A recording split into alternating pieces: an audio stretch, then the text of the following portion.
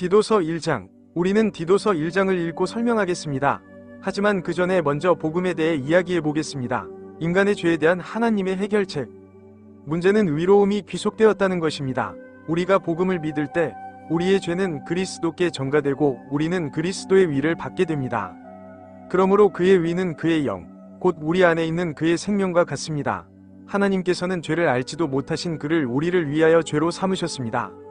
이는 우리가 그 안에서 하나님의 위가 되게 하려 하심이니라. 고린도후서 5장 21절. 그러면 구원받기 위해 우리가 믿어야 할 복음은 무엇일까요? 저는 복음을 선포합니다. 그러므로 나 바울은 복음, 곧 여러분이 구원을 얻는 좋은 소식을 전합니다. 만일 우리가 이것을 믿는다면 우리는 구원받을 것입니다. 그리스도께서 우리의 죄를 위하여 죽으셨고 또한 성경대로 신비롭게도 우리의 죄를 위하여 죽으셨고 장사 지낸 후에 성경대로 사흘 만에 다시 살아나셨다는 것입니다. 고린도전서 15장 1절부터 4절까지. 그래서 그는 십자가에서 죽으셨고 그의 피로 우리의 죄를 대신하여 대속하셨습니다. 그런 다음 그는 무덤에 묻히셨고 사흘 후에 부활하셨습니다. 그러므로 구원받기 위해서는 이것을 믿어야 합니다. 그리고 이것이 우리가 사람들에게 보여주는 구절인데 이를 통해 그들은 다른 사람들에게 좋은 소식을 전할 수 있습니다. 고린도전서 15장 1절부터 4절까지. 틀리기에는 영원이라는 시간이 너무 길다. 그러므로 우리는 그분의 영을 받으려면 복음을 믿어야 합니다. 그분의 영이 우리 안에 없다면 우리는 멸망하지 않고는 성부 앞에 나아갈 수 없습니다. 우리는 파괴되지 않고는 아버지 앞에 나아갈 수 없습니다. 우리에게 그것이 필요해요. 그러니까 폴이 이 편지를 썼을 당시에는 자유인이었던 거죠. 그는 더 이상 로마에서 가택연금을 받고 있지 않습니다. 그는 마케도니아나 그리스 북부에 있어요. 에게 편지를 쓰다. 티투스는 지중해의 크레타라는 큰 섬에 살고 있었습니다. 그래서 바울은 마케도니아에서 디도에게 편지를 쓰고 있는데 그 편지는 변호사인 세나와 아볼로가 그에게 전달했습니다. 시 아폴로스는 그것을 티투스에게 전달했습니다. 그리고 몇 년 전 바울과 바나바가 안티오크 교회에 문제가 생겨서 예루살렘으로 올라갔을 때 그들은 티투스를 데려왔어요. 그리고 당신의 생각에서 나온 어떤 사람들도 있습니다. 그래서 그들은 예루살렘 지역에서 내려와 형제들, 곧 그리스도의 몸을 믿는 자들에게 이렇게 가르쳤습니다. 모세의 방식대로 할례를 받지 않으면 구원받을 수 없습니다. 사도행전 15장 1절과 24절에서 야고보는 이렇게 말했습니다. 우리에게서 어떤 사람들이 나가서 말로 너희를 괴롭게 하고 너희 마음을 뒤집어 놓으며 너희는 할례를 받아야 하고 율법을 지켜야 한다 하였으니 우리는 그들에게 그런 명령을 내린 적이 없습니다.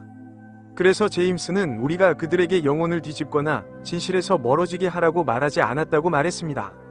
그리고 그들이 갔고 야고보와 바울, 베드로의 무리 중에서 어떤 사람들이 나왔습니다. 그들은 너희는 할례를 받아야 한다고 말했습니다. 그래서 무슨 일이 일어났나요? 디도가 바울과 바나바와 함께 왔을 때 예루살렘에서 회의가 열렸습니다. 그리고 이것이 기본적으로 협의회의 요약입니다. 그러나 그들은 오히려 할례받지 않은 자의 복음이 나 바울에게 맡겨진 것을 보았고 할례받은 자의 복음이 베드로에게 맡겨진 것과 같았습니다. 그러므로 두 가지 다른 메시지, 즉 좋은 소식이 있는데 하나는 할례받지 않은 자들에게 전해지는 것이고 다른 하나는 할례받은 자들에게 전해지는 것입니다. 그는 그리스도이십니다. 그 막대기는 베드로에게 할례받은 자의 사도직을 효과적으로 전했고 할례받은 자는 믿는 자들이었습니다. 청중은 이랬습니다. 이방인에 대해서도 똑같은 것이 나에게 강하게 느껴졌습니다. 그래서 바울의 청중은 이방인들이었습니다. 그러니까 두 가지 다른 메시지가 있고 두 가지 다른 청중이 있고 두 가지 다른 메신저가 있는 거예요. 그리고 기둥처럼 여겨지는 야고보와 요한은 나에게 주어진 은혜를 깨닫고 나와 바나바에게 교제의 오른손을 내밀어 우리는 이방인에게로 가고 그들은 할례받은 자에게로 가라고 했습니다. 갈라디아서 7장부터 9장까지. 그래서 그들은 악수를 했습니다. 그리고 그들이 계속 전진했을 때 그들 안에 성령이 있었기 때문에 그들은 잠시 멈춰 있었고 아시다시피 그들은 바울이 잃어버린 모든 사람에게 갈 수 있다고 말했고 그들은 할례를 받은 사람이나 지금까지 그들의 사역으로 구원받은 사람들에게 갈 것이고 새로운 개종자나 잃어버린 영혼은 받지 않을 것이라고 말했습니다. 그러면 과거에 무슨 일이 있었는지 잠깐 살펴보겠습니다. 그래서 이 막에서는 예언된 사건이 일어났습니다. 성령께서 오순절에 내려오셨고 다락방에 있던 120명에게 작은 불꽃이 나타났습니다. 그러자 베드로가 12명과 함께 밖으로 나가서 일어서서 아시다시피 11명이 일어나서 무슨 일이 일어났는지 설명했습니다. 이것은 요엘이 예언한 일이었습니다. 요엘 2장 28절. 그럼 누가 듣고 있었을까? 지중해와 아라비아 반도에 있는 큰 섬인 크레타 섬이었습니다. 그리고 그들은 말했습니다. 우리는 그들이 우리의 언어로 하나님의 놀라운 일들을 말하는 것을 듣습니다. 사도행전 2장 11절을 보면 오순절에 베드로의 말씀을 들은 크레타 사람들이 있었다는 것을 알 수 있습니다. 그러니 당연히 그들은 크레타로 돌아가서 그리스도께서 베드로에게 주신 메시지를 베드로에게 전하게 될 것입니다. 하지만 그건 두 번째 막이었습니다. 사도행전 9장에서 무슨 일이 일어났나요? 사도행전 9장에서 하나님, 그리스도께서는 사울이라고도 불리는 타르수스 출신의 사도 바울에게 나타나셔서 예언된 일을 행하셨습니다. 그는 다마스쿠스로 가는 길에서 그를 구원하였고 그를 그리스도의 한 몸의 한 사도로 삼았습니다. 그래서 그리스도의 몸이 사도행전 9장에서 시작됐습니다. 좋아요. 그것을 이해하는 것은 매우 중요합니다. 그러면 하나님의 종이요, 하나님의 택하신 자들의 믿음에 따라 예수 그리스도의 사도인 디도 바울에 대해 이야기해 보겠습니다. 그는 경건에 따른 진리를 인정하는 사람입니다. 그러므로 바울은 하나님의 종이며 예수 그리스도의 사도이고 그는 하나님께서 택하신 자들의 믿음에 따른 사람입니다. 믿음이란 하나님께서 택하신 자들, 곧 그리스도의 몸에 주어진 믿음이나 지시를 말합니다. 로마서에서 빌레몬서까지, 그리고 진리의 인정, 그러므로 경건에 따른 그리스도의 가르침이 진리임을 인정하는 것입니다. 그러므로 우리가 하늘에 사는 자들을 위한 지시를 따른다면 거짓말하실 수 없는 하나님께서 세상이 시작되기 전에 약속하신 영원한 생명에 대한 소망 안에서 경건함을 갖게 될 것입니다. 그러므로 우리의 소망은 영원한 생명입니다. 거짓말하실 수 없는 하나님께서는 세상이 시작되기 전에 하늘에 살 다른 사람들을 두시겠다고 약속하셨습니다. 그리고 복음을 믿는다면 그들에게 영생을 주실 것입니다.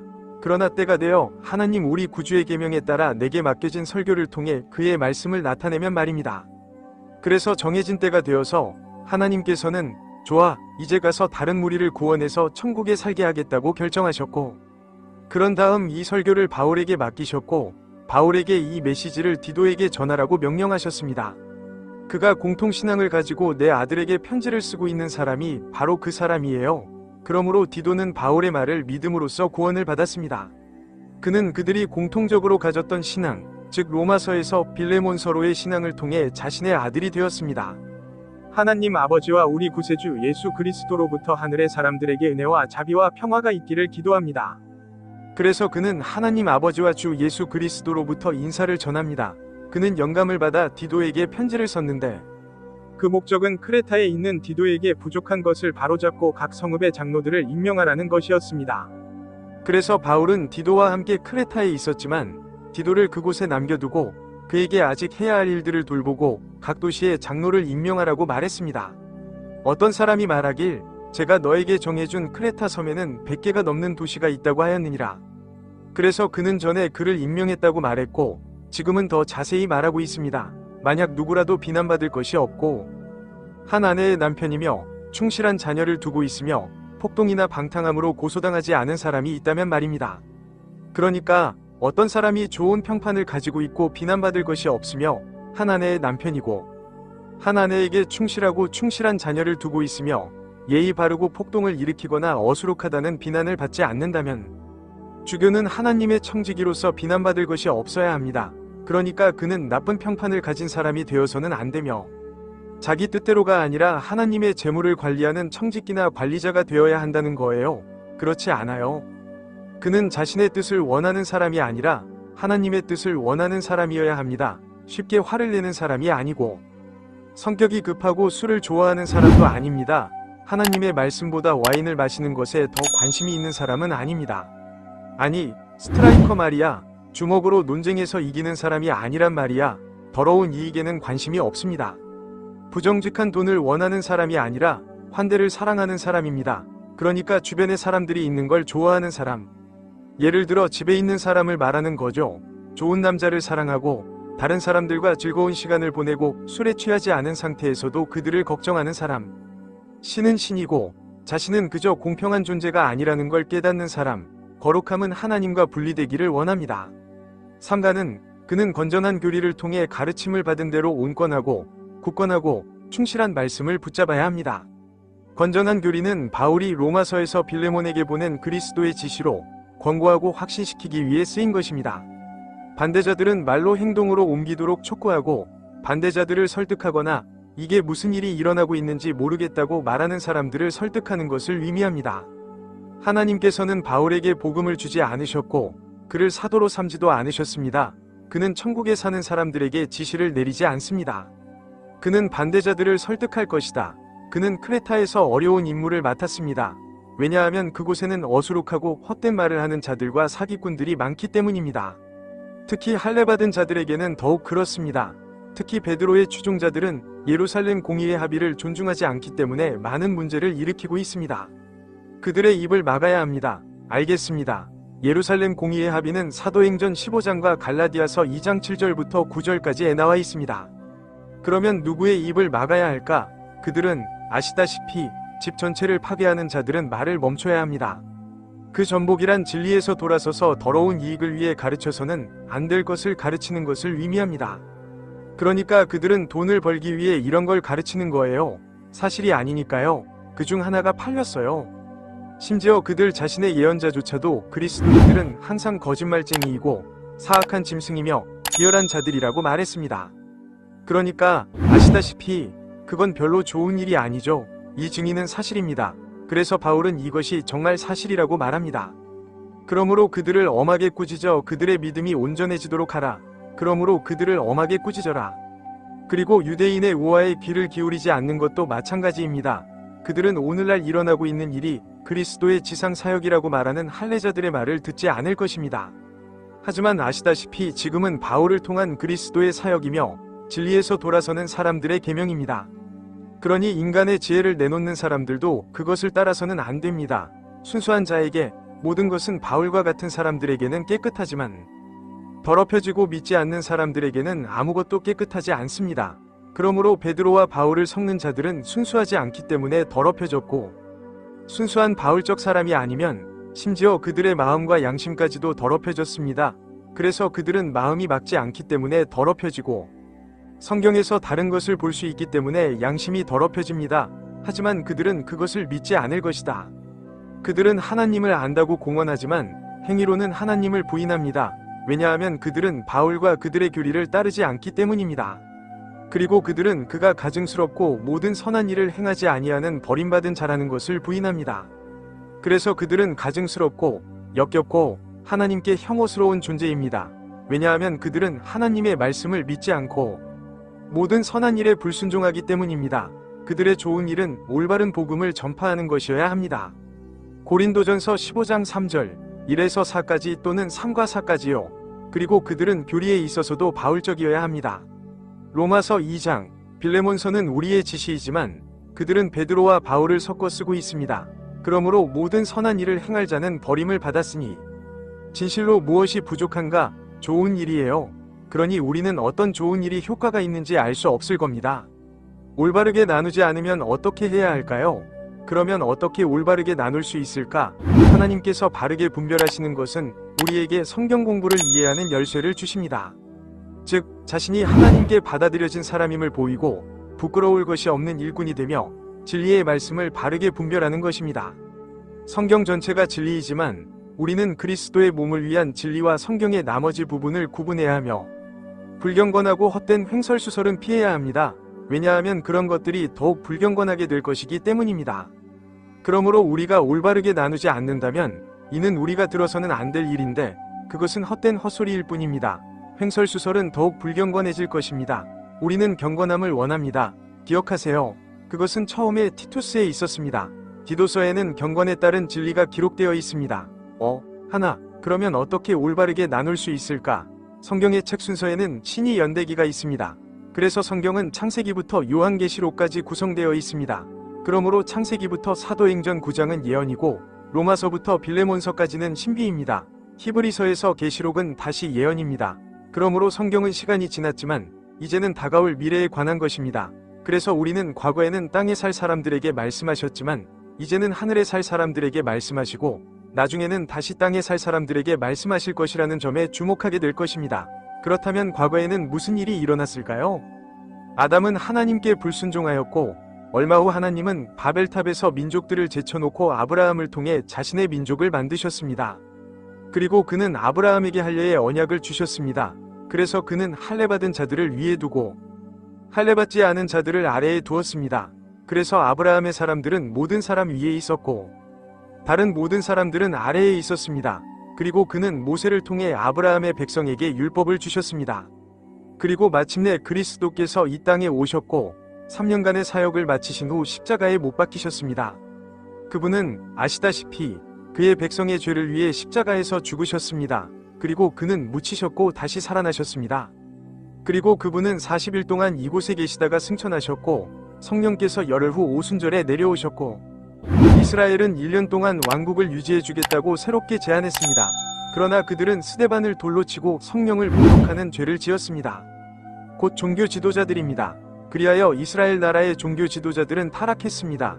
그러나 베드로의 무리를 믿는 소수의 사람들은 사도행전 15장에서 제쳐놓고 보류할 때까지 계속 활동했습니다. 그래서 하나님께서는 사도행전 9장에서 바울에게 나타나셔서 다메섹으로 가는 길에서 그를 구원하셨고 은혜의 경륜 속에서 그리스도의 몸을 세우셨습니다. 그리고 우리는 지금 그리스도께서 다시 나타나셔서 우리를 휴거시켜 주시기를 기다리고 있습니다. 그러므로 우리는 예수 그리스도께서 2번 나타나신 이 기간 안에 살고 있는 것입니다. 그러면 우리가 휴거된 후에 그리스도의 심판대 앞에 가게 될 것입니다. 그러면 하나님께서는 이스라엘을 통해 다시 사역을 시작하실 것입니다. 7년간의 환난이 있을 것이고 베드로의 무리 가운데 더 많은 사람들이 구원받을 것입니다. 저기 세례자 요한, 그리스도, 예수 그리스도, 그리고 바울, 베드로의 사역 아래에 있는 작은 붉은 사람들을 보세요. 그러면 환난 중에 베드로의 무리 중에 더 많은 사람이 구원을 받게 될 것입니다. 지금은 바울의 사역 아래에 있습니다. 여러분이 아는 만큼 우리는 그리스도의 몸의 지체이며 구원받은 자들입니다. 그래서 그리스도께서는 재림하셔서 천년왕국을 세우실 것입니다. 그리고 히브리서 2장에 계시는 환난을 극복하고 지상의 왕국에 들어가는 방법에 대한 것입니다. 그 후에 큰 백보자 심판이 있을 것이고 그 후에 새 하늘과 새 땅이 있을 것입니다. 그러므로 우리는 성경 공부에서 오순절주의가 아닌 바울적 분배주의를 실천하고자 합니다. 저희 웹사이트는 marianmany입니다.com과 우리의 유튜브 채널은 Salvation Rightly Dividing and the Rapture 있습니다. 그리고 디도서 1장과 하나님의 비밀에 대한 심도 있는 영상도 있고 진리의 말씀을 올바르게 나누는 방법에 대한 그림이 있는 입문서인 마리앤 매니가 쓴 책도 아마존에서 구입할 수 있습니다. 이건 이해하기 쉬운데 중간 부분에서 바울의 분배주의 성경 연구가 나오거든요. 이 책은 성경 전체를 100페이지에 걸쳐 다루고 있으며 흑백으로 $5 이하에 판매됩니다. 만약 당신이 성경의 분배론적 신자라면 하나님께서 신비로운 기간 동안 구장부터 휴거까지 그리스도의 몸을 형성하고 있다는 것을 이해하실 것입니다. 그리고 그것이 바로 신비였습니다. 그러면 여러분은 가르침을 받은 대로 말씀을 굳게 붙잡고 첫째와 둘째 디모데와 디도서 연구 안내서를 올바르게 구분하는 데 관심을 가질 수 있을 것입니다. 그리하여 건전한 교리로 반대자들을 권면하고 설득할 수 있게 될 것입니다. 저자는 마리앤 매니이며 아마존에서도 구매 가능합니다. 제 글이 여러분에게 많은 도움이 되었으면 좋겠습니다. 그리고 이 작은 아시다시피 어떤 영상이 당신에게 축복이 되었나요? 이제 안녕. 신이 축복이 있기를.